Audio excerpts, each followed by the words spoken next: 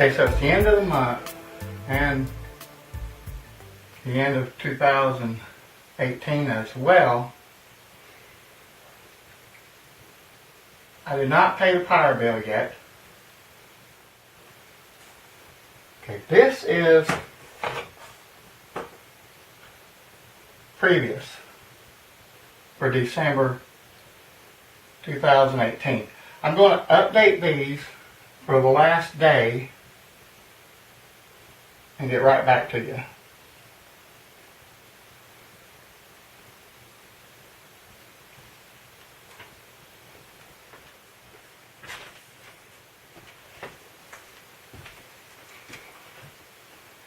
And with the magic of editing, that didn't take long.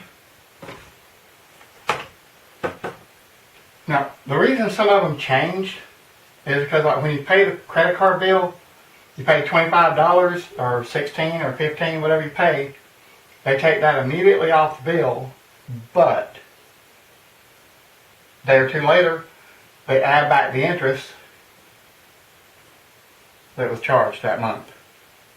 So, these are the numbers, the last day of the month, trying the first day of the month, the following month, trying to go into 2019. This is how it stands.